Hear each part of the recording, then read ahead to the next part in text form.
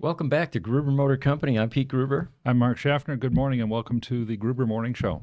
and we are here to entertain you with all things related to EV, sustainable energy, and entertaining questions.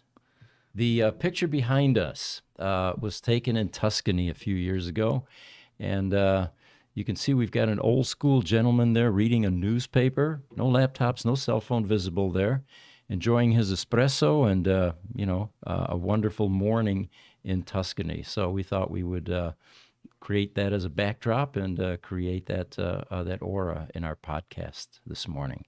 And I hope you guys enjoy our pictures. Let us know if there's any particular picture you'd like to see instead.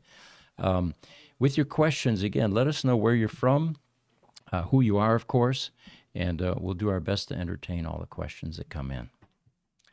Today's podcast is our normal EV podcast, which is broader issues. Yesterday we had the Roadster Roundtable, Tesla Roadster Roundtable podcast, and we tried to confine that to more Tesla Roadster questions. But today we're open to all EV questions. We're specialists in Tesla, so don't ask us questions we can't answer. We'll be embarrassed.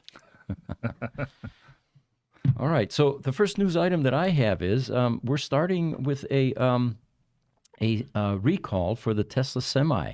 It's only been out a few months, but it has the dubious honor of issuing its first recall, and it's due to a part that is not made by Tesla. And this often happens. We blame the manufacturers of these EVs, and they use a lot of other OEM products.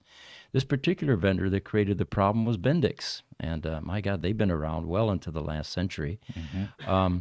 It was found that the electronic parking brake module could fail to engage due to an air leak within the unit, and it leaves the driver unaware that it isn't activated, possibly leading to rollaway incidents when the driver releases the service brake. Fortunately, only 35 vehicles were affected, and it is being resolved. And if you think about it, the last recall that we were aware of with Ford was only, 18 Ford F-150s.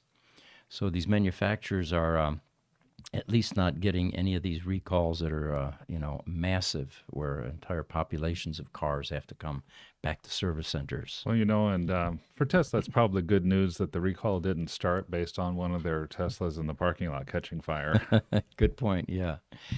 Yeah, so this one we can blame on Bendix. It turns out that this part affected a total of 836 units that had this Bendix part in it, non-Tesla, of course.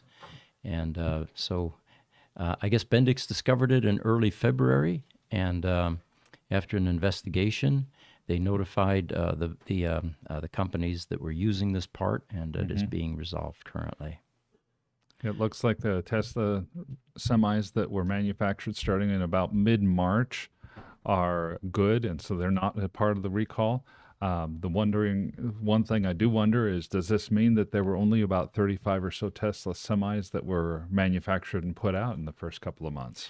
Well, that's what this article actually says. It says that Tesla started deliveries of the Tesla Semi in December of 2022, and they delivered an initial batch of 36. Not 35, to Pepsi and Frito-Lay. So one must have escaped or not been affected. Thank goodness it wasn't a huge, massive recall, and it's something that's this small is easily manageable for these EV manufacturers. Yes, most definitely. All right. Please, again, give us your questions, and we're streaming on a number of different platforms. Let us know where you're coming in from, and we'll do our best to entertain any questions that you may have. For our TikTok audience as well, we do understand that you're still going to see Pete and myself in front of a green screen. We're still working with the manufacturer of the software restreaming that we use. TikTok has to go on a different platform at this point, and we look forward to the day when we can get everyone on the same platform. Everyone can see all the same pictures. And we hope you guys are enjoying all of our new equipment here. We've got new microphones, we've got new headphones, we've got a new soundboard, we're using software in a different way when we're doing a Zoom call and have a guest. And we're aiming to improve our production of these podcasts. So I've got another item here for you guys. Newsweek, a print magazine that's been around well into the last century, they published an annual World's Greatest Disruptor list for the automotive industry. And of course, everyone expected, Elon's going to be at the top of the list. Sure. Surprisingly, he wasn't even mentioned. They left out both Tesla and Elon Musk. Now, let me read you some of the categories and help us understand why they would have left out the largest EV manufacturer on the planet. So, Visionary of the Year award went to Oliver Zipse, the chairman of the board of BMW. All right, Visionary of the Year. Yeah, that's kind of a subjective term, Well, yeah. All right. The next one, Executive of the Year award. Well, Akio Toyoda, chairman of the board of Toyota Motor Corporation. All right, so maybe he did some great executive decisions that year, and they felt that Elon wasn't quite as executive, perhaps. Perhaps. I mean, I did read a little bit of the article, and for Mr. Toyota, they're talking about him being able to make the models more relevant, especially in light of all the disruption that occurred because of the pandemic. Maybe he's getting the management award for managing the pandemic well. Mm-hmm. And of course, this is a company that's still thinking about a different type of technology than EVs. Definitely true. They're looking at hybrids, and they're looking at hydrogen cars a lot more than they're looking at EVs, although they do talk about the fact that they have at least one EV vehicle that's on their list as well. Mm-hmm. Did you guys ever see that they're putting solar panels on a Prius? No, I did not see that. For the plug-in hybrid. Yep, they're going to be doing solar charging for the new Prius Prime. Okay, so they get an A for effort in that category then. Yeah. There you go. Absolutely. So the next award was Designer of the Year award. Now, of course, if it was Tesla, that would have been Franz von Holzhausen and his team, but this is a Luc Donckerwolke. He's Chief Executive or Chief Creative Officer with Hyundai Motor Corp. And Hyundai's doing some great things, so I could see that being a legitimate award. Then we've got Research and Development Team of the Year award. Again, BMW pops up there. Now, that's twice they've popped up on this list of 10. And one might think carefully about how much advertising BMW does with this magazine. Also, BMW is getting this award based on the hydrogen technology that they're doing research and development on, not on electric vehicle technology. I was a little surprised about that. Definitely. Now, Powertrain of the Year award, Lucid Motors. I think that's a reasonable award, based on the fact that they came out with a Tesla Plaid killer, and they have some advanced drivetrain technologies that they've been offering. So that seems like a legitimate award going to Lucid Motors. And when we talked to Sandy Monroe this last week, he had announced that they were doing a Lucid teardown, talked about what they had already done on the motor for that, and said it is an engineering marvel. So I'm not surprised at all on that one. We've got a couple of people coming in that we need to give some shout-outs to. We've got LinkedIn, Amdo Lopsang Lama, Nepal Electric Vehicle Industry is the company that he's with apparently. And then we have a YouTube comment coming in from Aker MMM. Greetings from Amsterdam. It's kind of interesting that we have a visitor from Amsterdam this morning, because one of the background pictures that we just changed this morning was in Amsterdam. It was right on the canal there with some bicycles and, of course, flowers everywhere. And, that would have been a great picture to have up there. But instead, we went with Tuscany. So we need some Italians up there. Any of you from Tuscany, send us your information, and we'll give you a shout out. And we certainly do love seeing you guys coming in from all over the world. That warms our hearts. So the next award, Marketing of the Year award, Genesis. All right. Marketing, of course, sales and, sure. Innovation. I can understand that. But this one just floored me. Now get this. Sustainability of the Year award, Lamborghini. Sustainability, they don't have an EV yet. And they're going to make a hybrid to start with. that one just blew me away. Now that one definitely has Tesla and has Elon all over it. So I'm not sure what Newsweek was using to collect data here, but that one is very confusing to me, at least. What do you guys think? You know, I'll let these guys talk in just a second. I wanted to jump in because I definitely, I feel like Newsweek has their own political agenda here. Newsweek is known as being a progressive and kind of left-leaning magazine, and the good, highly respected news magazine. At the same time, they seem to have bought into the idea that battery electric vehicles just aren't green enough yet.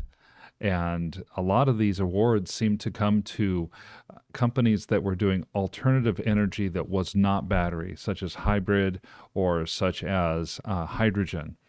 And they, I felt like with a couple of exceptions on this list, they specifically did not want to award electric vehicle innovation for anybody.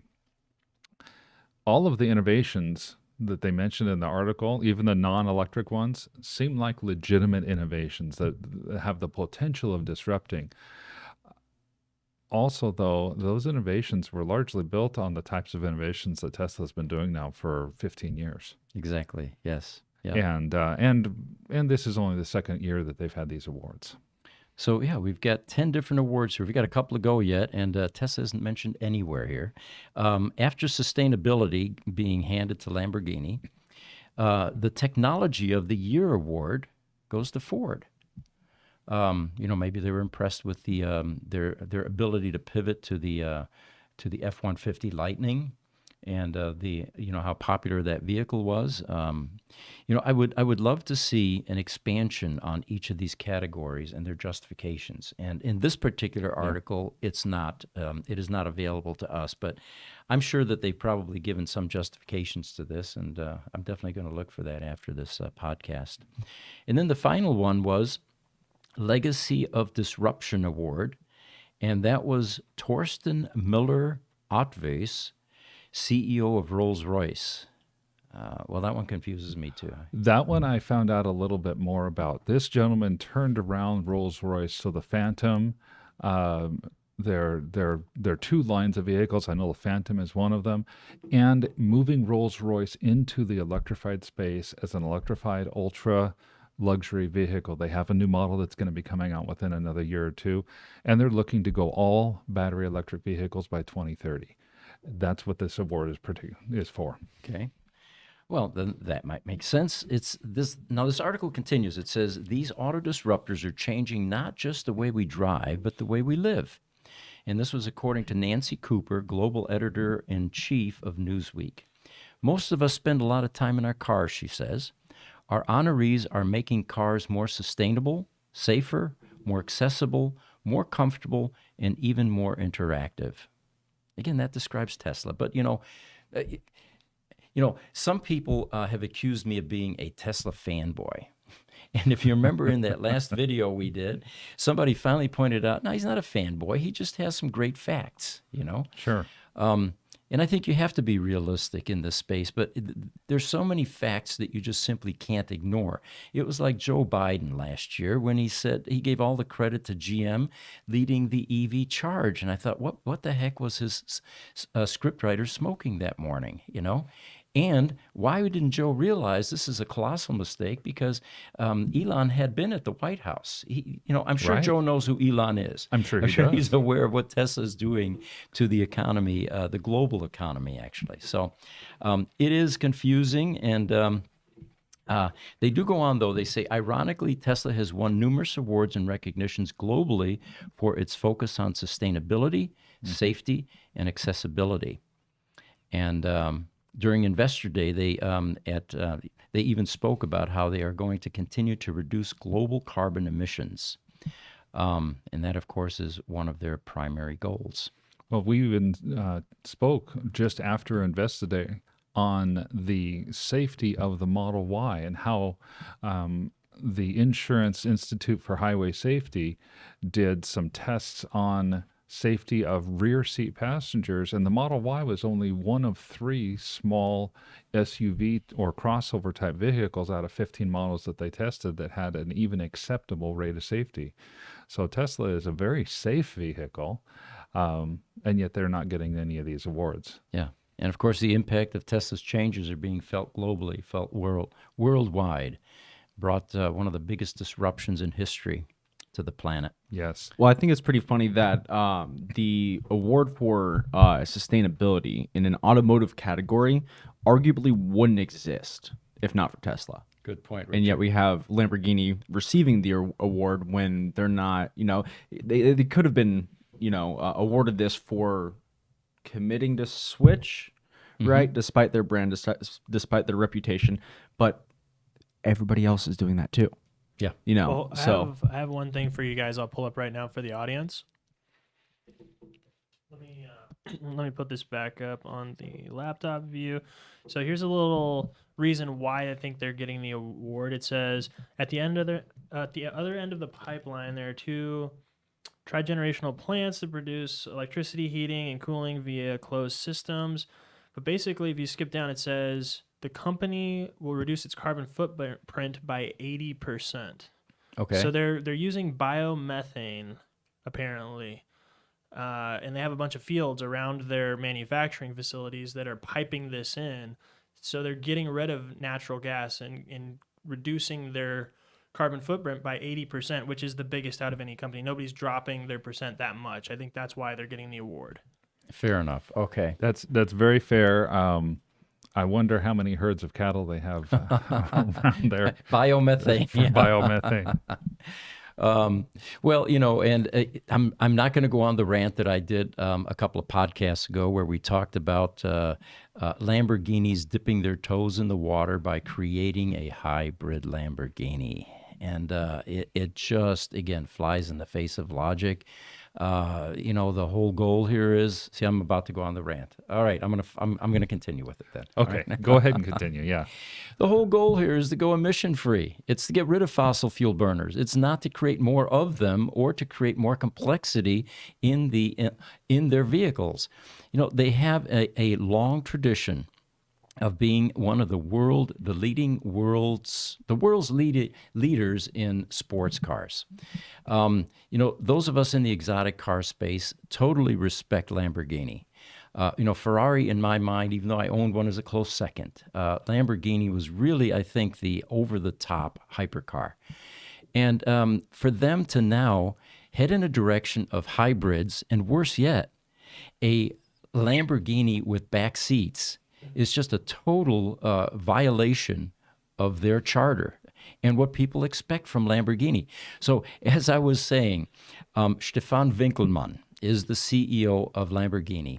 We would love to have you on our podcast. We'd love to have you talk about why you guys are doing this and who you guys were listening to when this was morphed into an idea and into a design strategy. So, most definitely. Congratulations to all the companies that did receive these awards. While we might not understand the reason for receiving them, we know that there would have been good, solid criteria of some sort put out there, and that these companies are striving to make a difference in the automotive world. I do happen to think that the majority of them are standing on the innovations of one Tesla Motor Company.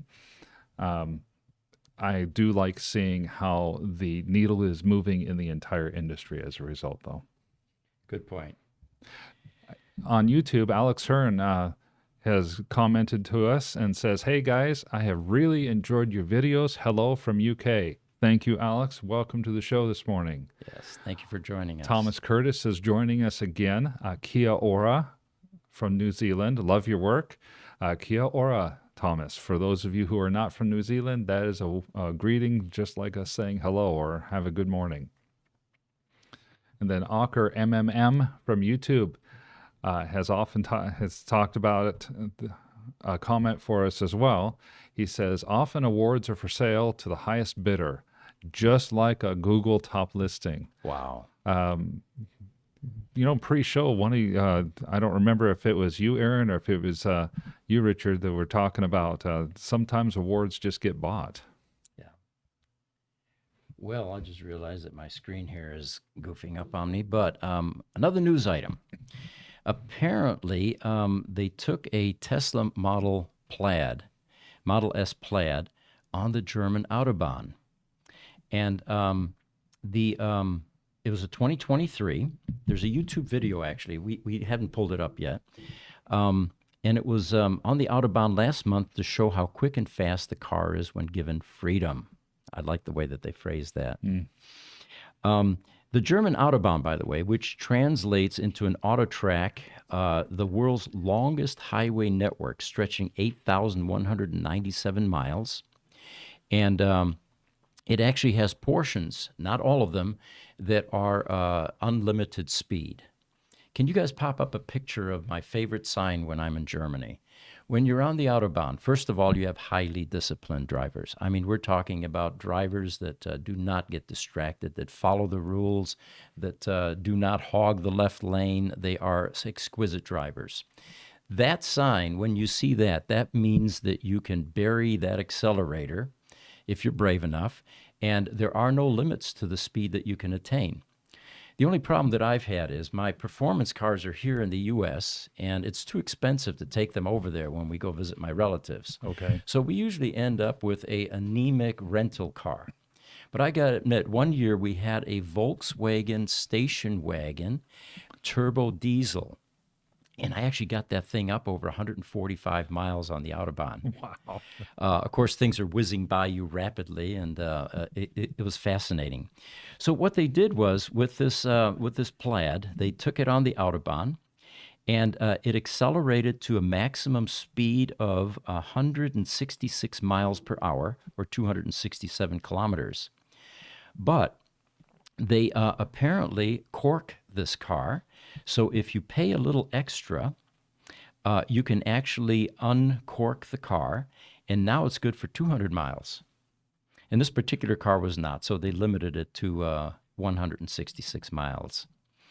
And again, they were saying that the average speed on the Autobahn is 142 kilometers per hour, which is 88 miles an hour, so close to 90. You want that image of the speeds? Yes, let's bring that up. So While you're bringing up that image, I will testify that the speeds going around the 101 loop in Scottsdale are usually averaging about 90 miles an hour as well. they are. And, there's another issue. Before we get into that speed chart, let me give you another statistic. The comment usually is, well, I'll bet they're killing each other over there in Germany with unlimited speeds. The reason we have speed limits is for safety. It's to, protect the drivers and on and on. Well, let me give you a perspective on this. First of all, you can't just simply get a license in Germany by having your grandfather or your parents teach you how to drive. I'm firmly convinced that the bad driving in this country is the result of the bad drivers teaching the next generation. I'm probably going to get a lot of flack for that, but you have to have driven in other places where there's a highly disciplined and educated group of people driving, educated by driving schools. Mm-hmm. In Germany, it's not the parents that are passing on the bad habits. They actually have to go through a 6-month school. They have to spend thousands of euros to get a license, and it's like a 6-month program. And when you're driving on their roads, I feel like an amateur often. They are extraordinarily disciplined. They know how to do the zipper thing getting on the freeway. They're courteous, and they do not hog that left lane, especially on the Autobahn, because you could get run over. And they get out of the way. As soon as they're done passing, they get over into the right lane. There's strict lane discipline. Now, let me give you some statistics. You would think that there would be a higher fatality rate in Germany because of this unlimited speed limit. There are 3.7 deaths in Germany per 100,000 on the Autobahn, compared to 12.4 deaths in the United States on our freeway systems. So almost 4 times as many deaths. That blows me away. So we brought a chart up here, and it's up on the screen, or was. Let's put that back up, and it shows you around the world what the speed limits are in various countries. In Japan, the highest speed is 62 miles per hour. Are we going to bring that back up, Jesse? Yeah, it's back. It's back. Okay. In the UK, 70 miles an hour is the highest speed limit. In Canada, it's 75. And I know this well because when I lived, by the way, that beeping is my phone. It'll go off here in just a moment. There it goes. All right. It's vibrating into the table and it's getting through the table. Who would have thought that would happen, right? Yeah. So, and I know this well because when I lived in Rochester, New York, we used to go to Canada, and one of the reasons was because we could do 10 miles an hour more. In the U.S. at that time, Nixon was in office, and they actually put a 55-mile-an-hour ban or speed limit in place, which is extraordinarily slow, of course. So in Canada, we were able to go 75. In France, Italy, and Russia, at 81 miles an hour. In Texas, a little bit more progressive state, it looks like 85 miles an hour. And then finally, in Germany, no limit on the Autobahns. Now, let's be clear about this. When we say no limit on the Autobahn, anything around the cities is reduced to 130 miles per or kilometers per hour, which is about 80 miles an hour. And as soon as you get out of the cities, because you have a lot of side access and, people entering and leaving the freeway. When you get on the open stretches, that's when you get that special sign and you get an unlimited speed. And it's a pure joy to drive there, by the way, guys. I hope I get the opportunity to do that at some point in my life. Mm-hmm. Hold on a second. Where here in the U.S. do we have 85-mile-an-hour speed limits? Oh, there are some places in Texas where the highway is straight, it's long, and it's flat. And really, there's nothing to look at. So 85 miles an hour, not that bad. And the Texans really don't like newcomers, so they want to get them out of the state as quickly as possible.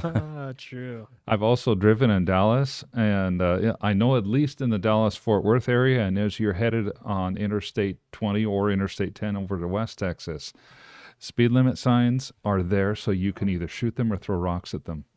Good Target point. practice. Right. That's right. So it looks like we've got a YouTube question from Tesla Boomer Mama. Please, guys, love your work, but please open Twitter accounts. We put the Twitter links for both Gruber Motors and for your account in the chat. Oh, we did in the chat. Yeah, Okay. yep. And so then Tesla Boomer Mama has followed up, and she said, "Oh, great, you've been following me. Such an honor. I'm following you too now, and I'll do you some publicity right away. Tell Pete that I'm German from the Black Forest." Oh, the Black Forest region. Yeah, we're going there to see my aunt in July. She lives around Sigmaringen, which is where the Hohenzollern Castle is. Okay. And then YouTube, Aker MMM responds to us again. He says, "Totally agree." And this is in regards to the licenses. It's expensive to get a license here. He's from the Netherlands, if you guys remember. But I got my license in the U.S. for $6 back in 1984. Yeah, that sounds about right. Mm-hmm. Much better drivers in Europe. YouTube, Little Stinker. He says, "Hello from Washington, D.C. Worst metro area traffic in the country. Montana," that's right, I was going to mention that, has 85 mile per hour speed limits as well. It wasn't on our chart. And, at one point in the 60s and 70s in the last century, there was some talk about Wyoming having areas where there was unlimited speeds on their highways. And I don't know if that's still the case. Well, I know in Montana, I used to drive up there and through Montana to visit relatives. And you can go pretty much as fast as you want if it's clear and dry and stuff. If you get pulled over, as often as not, all you have to do is pull out $5, hand it to the state trooper. He'll staple it to the ticket or paperclip it to the ticket, and you're dismissed and you're good to go. No way. Yeah. Absolutely. And it only takes $5. $5. Okay. Now, this is not us encouraging you to speed by any means. Or to be involved in any kind of graft or corruption like this. That's right. Well, all we're doing is recounting some of the past experiences and rumors that we have heard. Interesting. All right.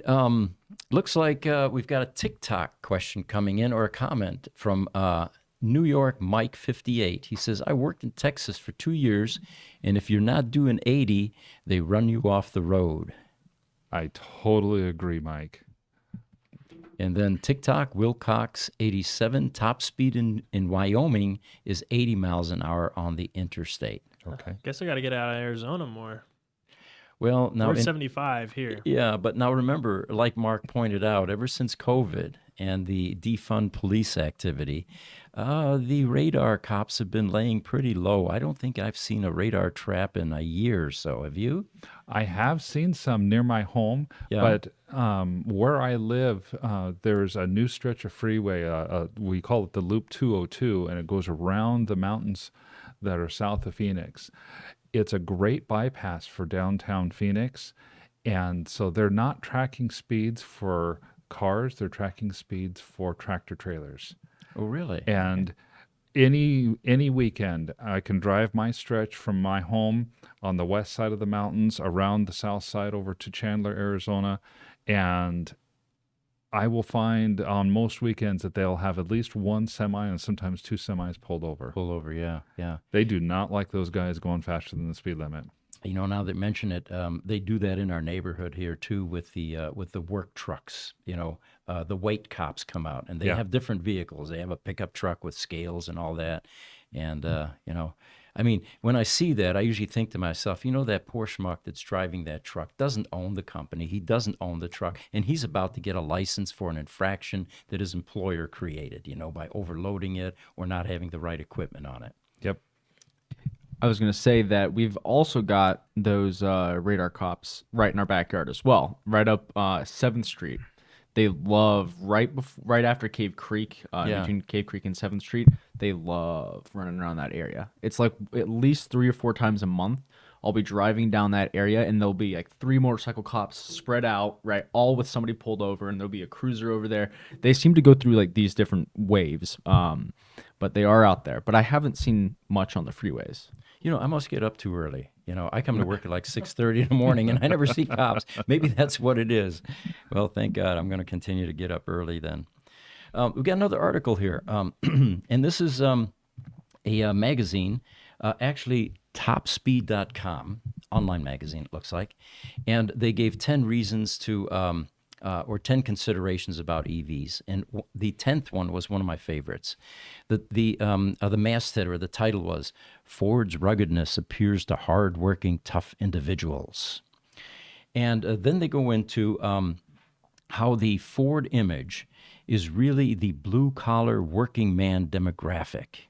I didn't know you could say that anymore. Is it politically correct to still say I don't know. working man? But anyway, they did. They got away with it, it looks like. And it's been part of a slogan for years, built Ford tough, appealing to those who want to be as tough and rugged as their vehicle. All right? So then it goes on. The F-Series has been popular among the heavy-duty minded crowd, and the F-150 Lightning continues that tradition. Now they talk about the Cybertruck. The Cybertruck does not have a clear demographic appeal, and I agree with that. I'm not quite sure what kind of a individual is going to buy a Cybertruck and what they're going to do with it. Do you guys have any ideas there? I've got a couple ideas. Go for it. You know, somebody who I think somebody who just wants something different and doesn't really care how they look going about their business. Okay. You know, I mean, personally, I would say an application for it, you know, dirt biking, going out. It's got tons of space. I feel like it's going to be just as much as a talking point, a talking piece, as it is a functionality piece, and I think that's pretty neat. Okay. If Canoe falls through, I'm gonna pre-order one. All right. Okay.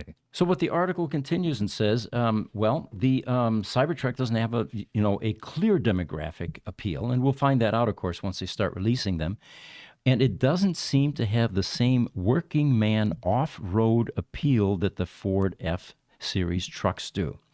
If someone is a hard-working, outdoor-playing, salt-of-the-earth type individual, the Ford F-150 is going to be more appealing than the strange and futuristic-looking Tesla Cybertruck. You know, as a pickup truck fan, I have owned them on occasion, love driving them. if you're going to the Lariat or the Platinum line on the Ford F-150, or you're going up on that to the F-250 or F-350, you're not taking that thing out and mudding with it like you would with your 150. That demographic of people, I think, is a lot more similar to the type of demographic that would be good for the Cybertruck.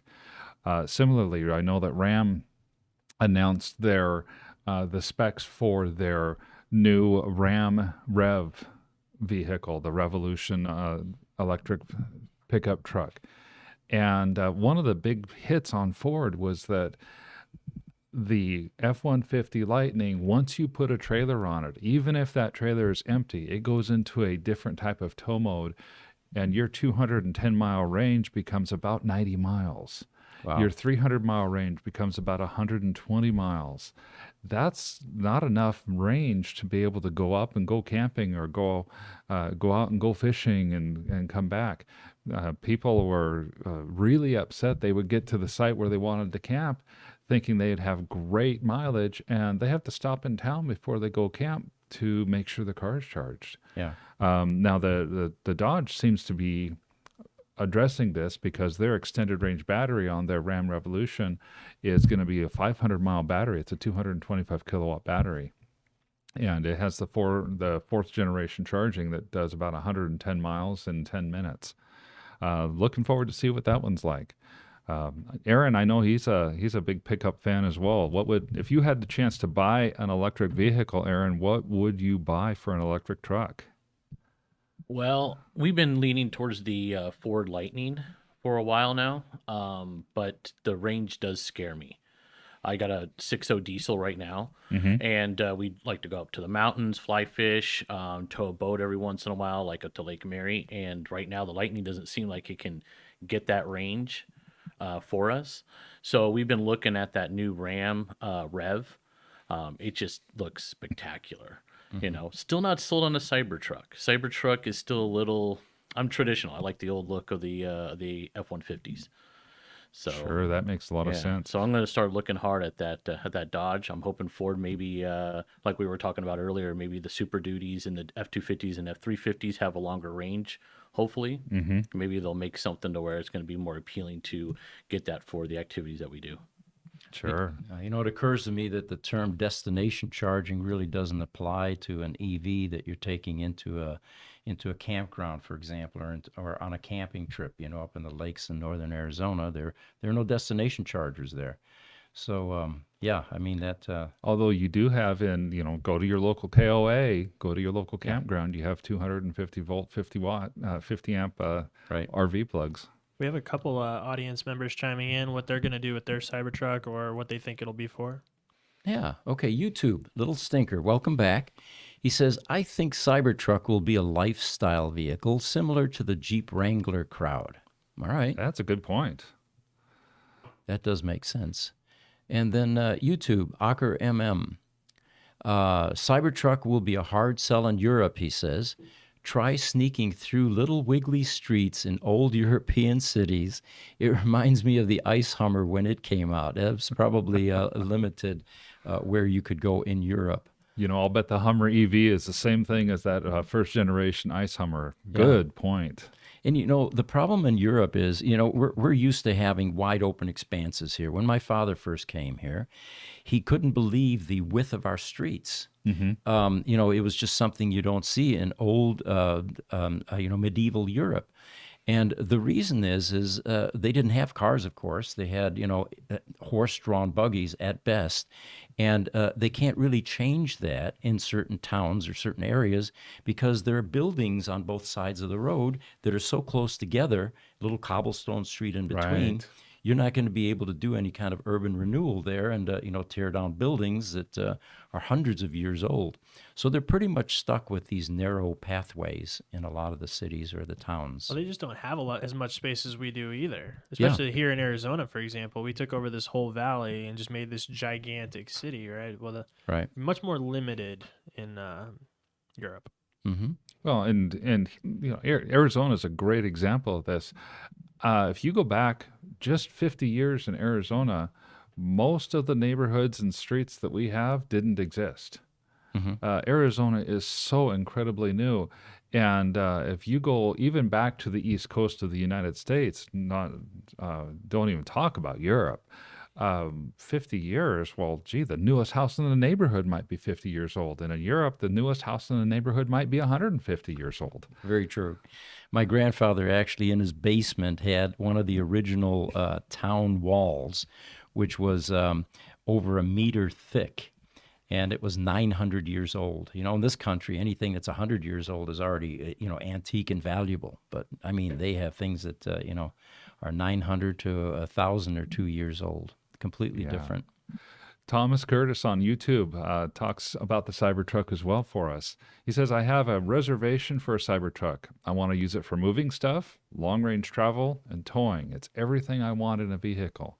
Very cool. That's very cool, Thomas. I hope that New Zealand gets one of those trucks or gets the Cybertruck very early on. Mm-hmm. Yeah, it'll be interesting to see once they come out what the applications are and what modifications people are going to do to those trucks. You know, will they be interested in lifting them, for example? You know, big knobby tires. Will there be off-roading versions of that truck? And will they actually be used on construction sites? You know, are you going to be able to take a forklift and load up a Cybertruck and not be concerned about any minor damage that you may get while that forklift is dumping that load in your truck? Oh, I think that's a great point. It's like with the Ram REV. It's this luxury-looking vehicle, yet they advertise that they have a path that'll go from the bed through the cab into the front, and so you can put an 18-foot piece of wood right into the vehicle. Wow. You can haul telephone poles with it then. That's right. All right. It looks like Lucid got an award. They were named, or the Lucid Air, I should say. One of their vehicles was named the 2023 World Luxury Car of the Year by a prestigious 2023 World Car Awards. The magazine that actually gave this award out, it was the New York International Auto Show. And it was at that award ceremony. Oh, you've got a picture up there. Perfect. All right, tells the story. So hats off to Lucid. They're struggling a bit currently. I just saw a post this morning that here locally they're laying off 900 people. And, does anybody have any ideas what the cause of this may be? You guys read anything about this? Personally, I think it's going to be that they've gone through, they've hired fast, they've hired a lot of quantity. They're trying to just bring in warm bodies to try to figure out their production cycle. And I think a big part of this is simply going to be that they are starting to streamline their production, get their processes in place. They have a lot of extra bloat in terms of their employee population. And now it's time to do the first cull, as it were, the people themselves who are not productive. Let them go and then start bringing in a batch of new people who can be a little more productive and get the proper training to do what they need to do. I see that happen a lot in large companies, or have seen it over time. And I think that's going to be one of the reasons that this could be happening in Lucid. So it's a cathartic process, you think, where they're actually improving or thinning the herd in order to improve their performance. Yeah, I definitely do, because they're still building their second fabrication plant in Casa Grande, about 100 miles of where we are in Phoenix, 100 miles south of us. And that's going to force them to hire and almost triple their employee headcount here in Arizona. Mm-hmm. So to hear that they're laying off 900 people seems counterintuitive to that. It does. They did receive, remember, a second award, which we talked about this morning, which was the 2023 Newsweek Disruptor Award for Powertrain. So this is a second award then. And Lucid is, we want all of these new EV manufacturers to make it. But in my opinion, Lucid is at the top of the list. They've got an excellent product. It looks like excellent funding is available. It looks like they have the ability to survive. So I have some news information I'll pull up. Sure. So it looks like in this article, it says that the California-based company laid off about 18% of its employees, 1,300 people. So not just the 900 here in Arizona, but other places as well. And it says that Peter Rawlinson said in an email, basically, we have been reviewing and implementing several other ways to optimize our cost structure, but unfortunately, these measures alone won't help us achieve our objectives. And people, some of the employees don't seem very happy. Obviously, they just showed up to work and were essentially laid off. So not a whole lot of explanation there, but they're saying they're adjusting their cost structure. Okay. Yeah, I'm thinking that would be in line with what we were talking about, streamlining costs, getting the dead weight out, as it were, from the employee population. 18% is a lot of people, though. I'm sure that there's a lot of fear, uncertainty, and doubt going on at Lucid right now. One other thing, real quick, it says the layoffs happened despite the company exceeding expected vehicle production at its Arizona facilities in 2022. So even though they're exceeding expectations, there's still something going on money-wise. Yeah, sounds like the CFO might have gotten hold of the ear of Peter Rawlinson and convinced him to do some things. Looks like we got a couple more questions coming in. Facebook. Welcome, Facebook. Aruvas S. Mile. Good morning. My name is Tuscany. All right. Well, good morning and welcome to the show, and thank you for joining us. Also, Wilcox87 came to us on TikTok with a great question, I think. Over the next 5 years, what do you think will be the next major innovation in EV technology? I'll let you go first. All right. Well, battery ranks at the top of the list. As we've been saying now, the improvements in battery technology, energy density, chemistry, is all exponential at this point, and a lot of things are being resolved with this kind of effort. It's conceivable that we will have much smaller batteries, much safer batteries, no thermal events, and more power to pack into and longer range distances for these vehicles. The second major milestone over the next 5 years, I believe, is going to be getting rid of plug-in charge cables for cars. As the solar cars begin to become more viable, the charging will take place by just simply leaving the car outside with some sunshine. I think those are great points. And for the times when you might want to plug in, I think it's going to continue to be an option, but it will become optional. And the charging infrastructure that allows people to charge cars at anywhere from 1 megawatt to 2 megawatts, I think is just around the corner and is going to be there. And some of the technologies we've heard about, in fact, we talked about it in one of the last podcasts. What was it like? Ranges now up to 900 or 1,000 miles in a given weight and space battery in a car. Yeah, I mean, even the Ram Revolution, when they announced these ranges, these are ridiculously high ranges compared to what else is in the EV space. Only Lucid seems to have a comparable car with their Lucid Air Dream Edition at nearly 600 miles. The announcement also had an announcement that wasn't picked up by a lot of the press. Ram Revolution is going to have an XR model coming, and the XR, of course, stands for extended range. So I'm thinking, well, gee, if 500 miles isn't extended range, what is extended range? And now, of course, we have a tipping point because there aren't too many passenger vehicles that can go over 400 miles range without a fill-up. So if we have EVs that are doing over twice that, that's going to change some things as well. Right. Van Goat Wagon is joining us again on TikTok. Good morning, Van Goat. He asks, have you folks been to an EV F1 race, and are you familiar with their setups? We were actually asked that yesterday, if you remember. And, I do. My personal opinion is there's certain things that are, there's an expectation that comes along with it, and it's that sound of the F1 racing that is part of the appeal, in my opinion.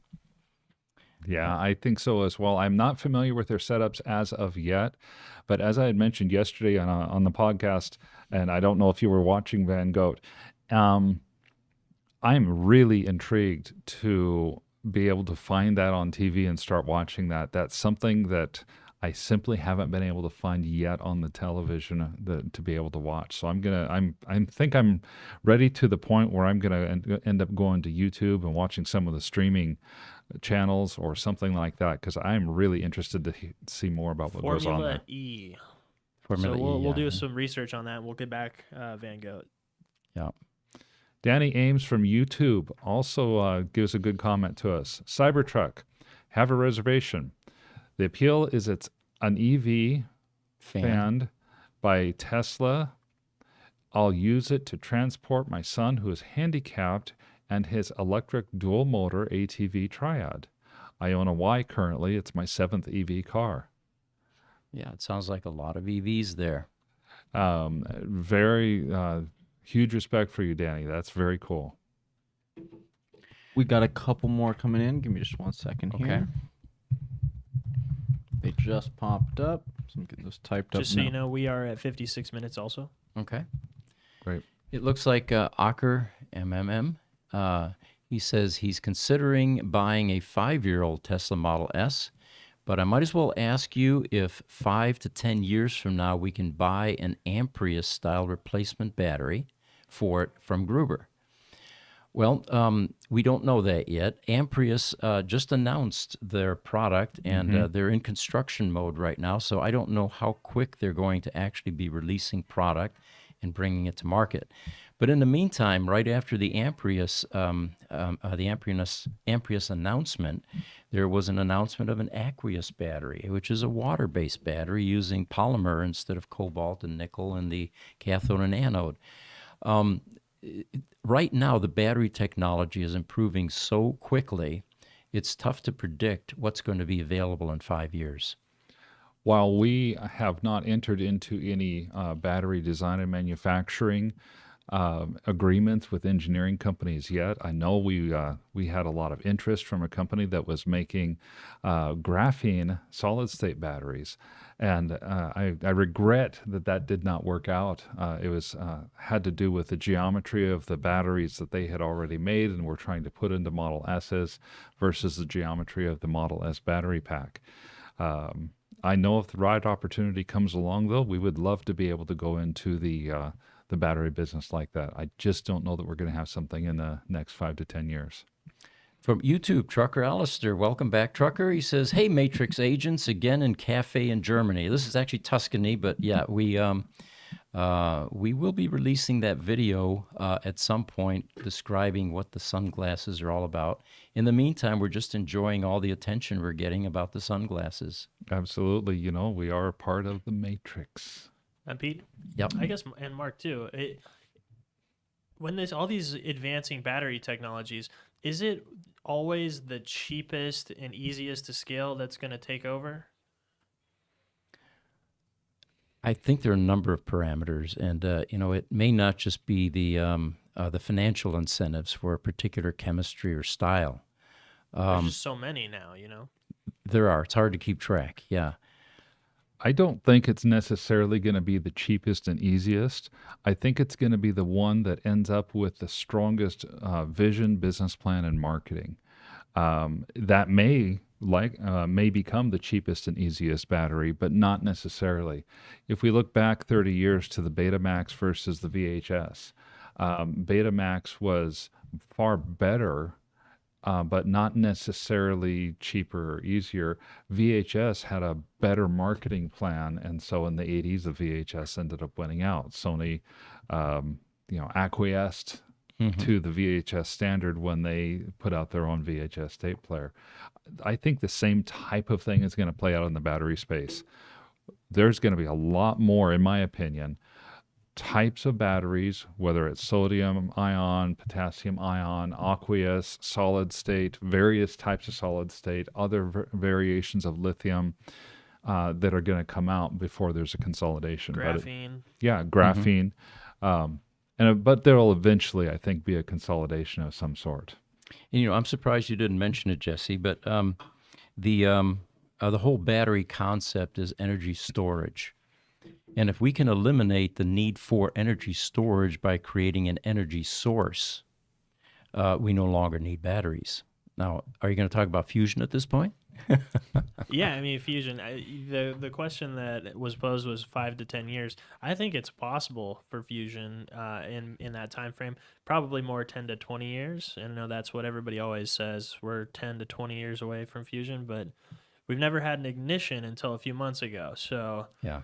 I think that is Right. actually the future. I think there's so much money being put into still lithium and graphene and all these other things, though. And then out of nowhere, you have seemingly out of nowhere Amprius, getting pushed by Sandy Monroe, which is massive potential. And then we have solar increasing still as well. There's just so many different things. I'm wondering, really, is it the cheapest and easiest to scale? Is that what's going to take off? Or what are people going to just choose as their source, right? Mm-hmm. I'd hate to be a manufacturer in this day and age, because with this level of disruption and change, it has to be painful for them to build a production line, get all of the equipment in place, the infrastructure in place, and then have the technology change overnight to something else and start that process all over again. Mm-hmm. Yeah. Where does that all investment go? Mm-hmm. Well, and I think the point you made, Pete, about the batteries is possibly the most salient point of this whole conversation. Are we going to really even need batteries that are as large and as heavy and as as hard to manufacture as we have today, if the solar cells end up being able to produce even like they do today and be effective on cars?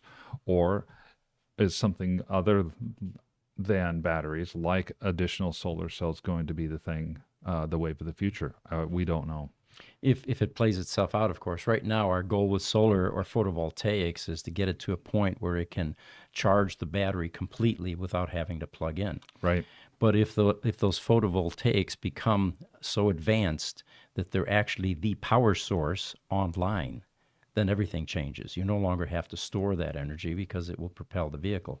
Now, you won't be able to drive at night is the only problem, unless we figure out some method of harvesting energy when the sun is not shining. Yes, definitely. Gasp421 on TikTok asks us, do you guys think hydrogen fuel cell cars have a future? No. I agree. Pretty quick and blunt. Actually, I agree. I saw something online, we don't have time to get into it in depth, about hydrogen and hydrogen fuel cell cars. Hydrogen that leaks into the atmosphere ends up combining with another chemical that's in the atmosphere, naturally occurring. And that particular chemical binds to methane right now.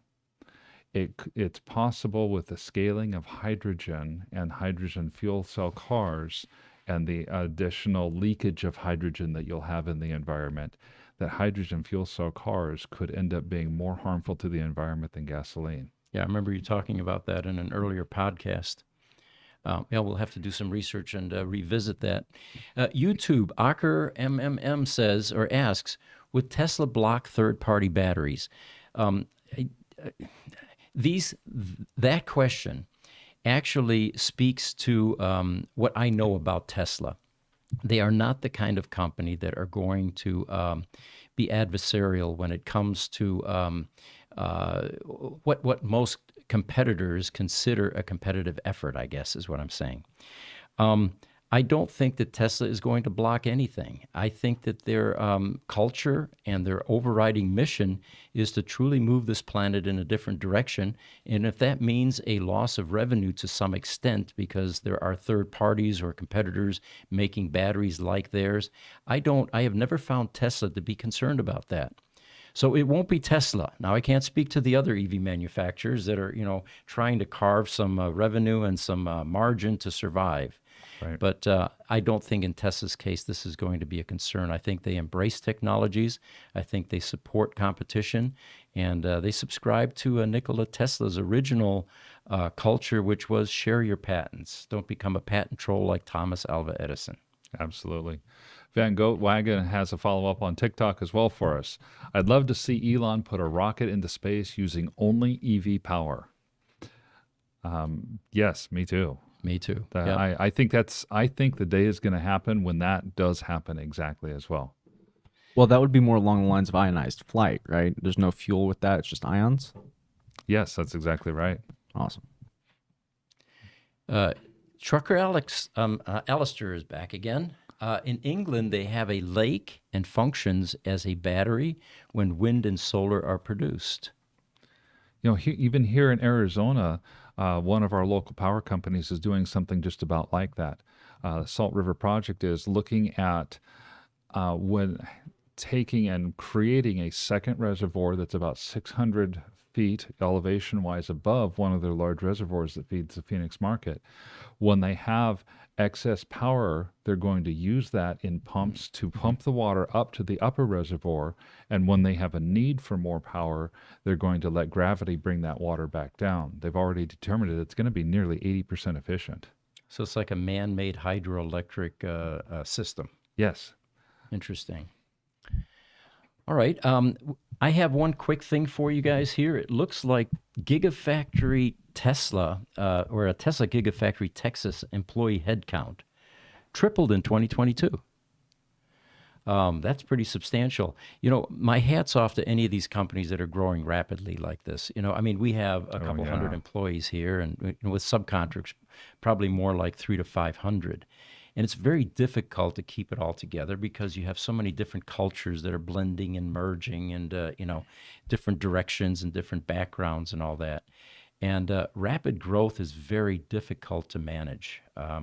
So my hat's off to Tesla for being able to survive and continue to operate with this much growth. I agree with you totally. Hats off to them. When a company grows as rapidly as that, it's difficult. And frankly, that's what you see with things like Lucid when they announce the layoffs of several hundred people. You grow so rapidly, you end up bringing in people that just aren't working out. Absolutely. So I've got a article here, and I know we're running out of time here, but let me just grab a few more here, Jesse. And this is from a longtime Tesla bull. Bull, of course, in the stock market means somebody that is forward-thinking and thinks that the stock market is going to go up. And a bear is going to short stock because they think it's going down.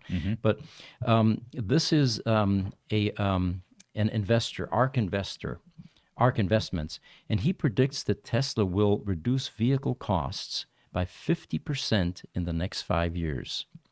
So you kind of have to play this out. If this is true, what sort of an impact will that have? And of course, we're always talking about, is Tesla stock a good investment? And we're not investment advisors, but I certainly am enjoying the stock and where it's been going. So that was quite a remarkable prediction by this investor. It looks like we have a Danish customer or audience member. Am I reading that right? Beyond Danish Genome Institute? He's asking, are there companies similar to yours in Europe? Actually, there are. There are some excellent companies that work on Tesla Roadsters now. Sometimes they're private individuals that are working out of their homes.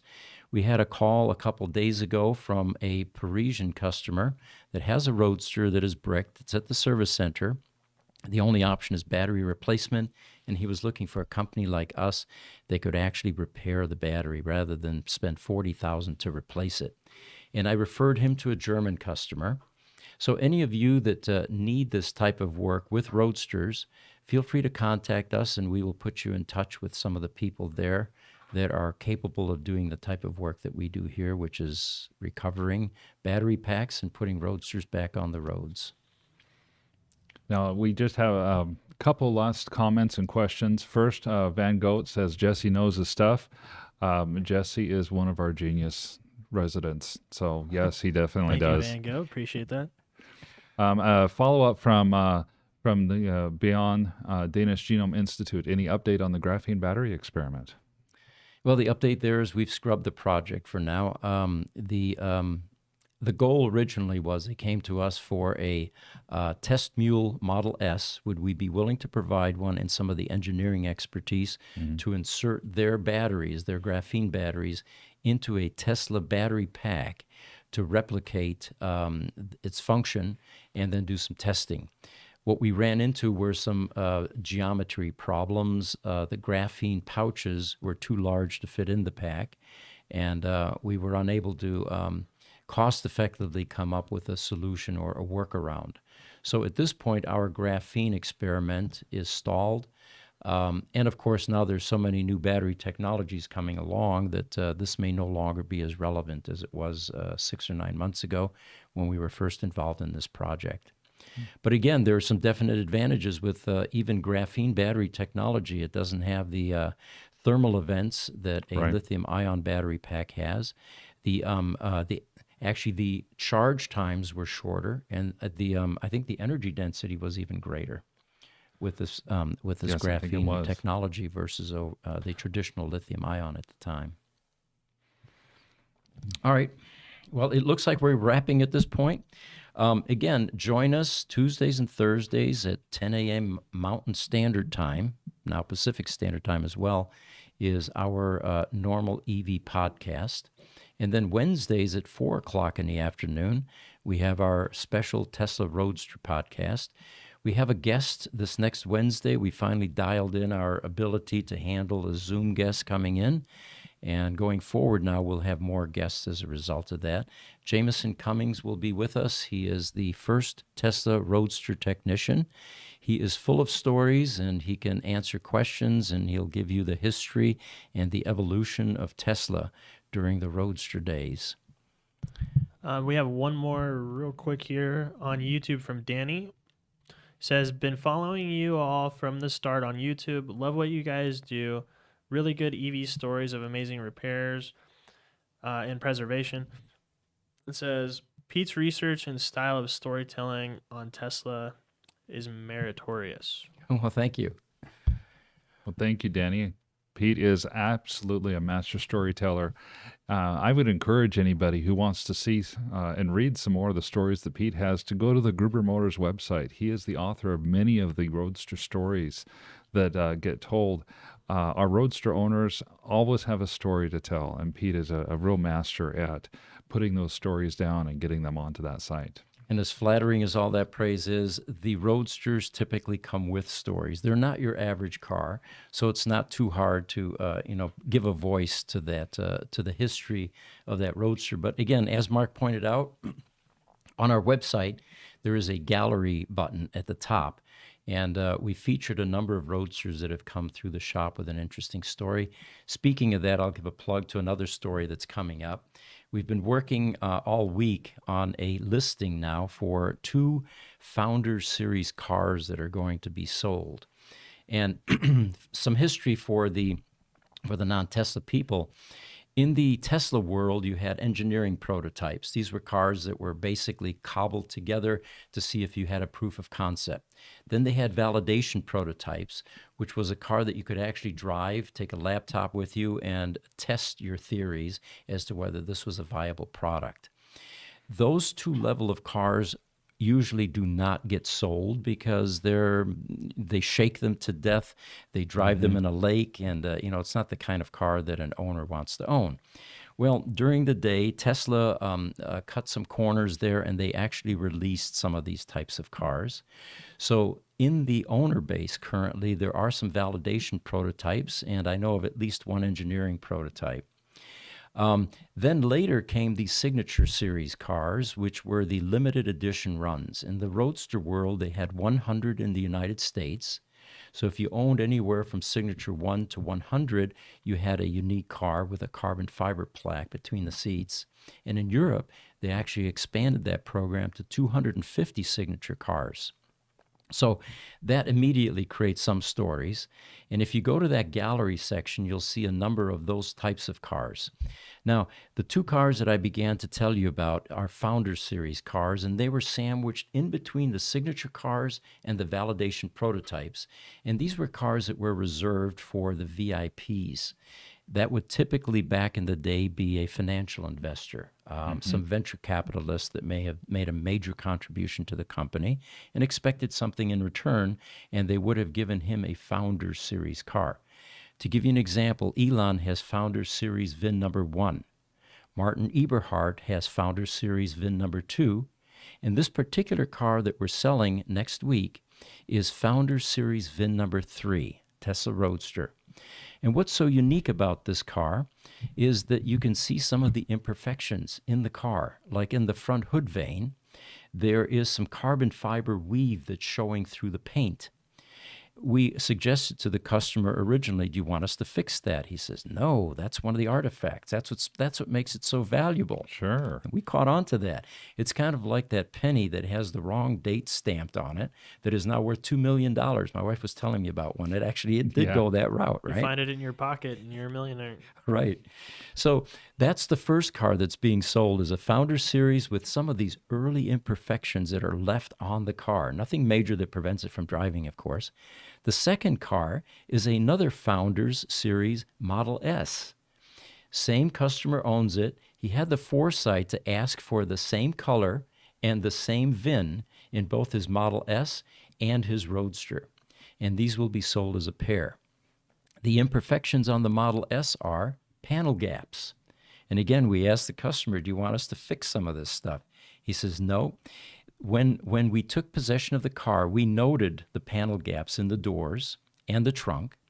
And we told Tesla, and they said, we have not perfected our processes yet. We don't know how to fix that yet. So he left it that way, and this car will be sold. It will be, of course, less perfect than another car next to it with a high VIN. Sure. But that's what's going to, we feel, be part of the value, as does he. So these two cars will show up on our Roadster matchmaking site, and it's the first time that we've put a non-Roadster on that site. We're going to be branching off into the other Tesla vehicles eventually. So keep an eye out for that. And those of you that are into collecting, this is going to be a rare opportunity to get something that may never be repeated again. Both Founders VIN number 3s. Well, with that, boy, what a way to end, Pete. Thank you guys again for joining us today in the Gruber Morning Show podcast. We look forward to seeing you next Tuesday at 10 o'clock a.m. Mountain Standard Time. Thank you.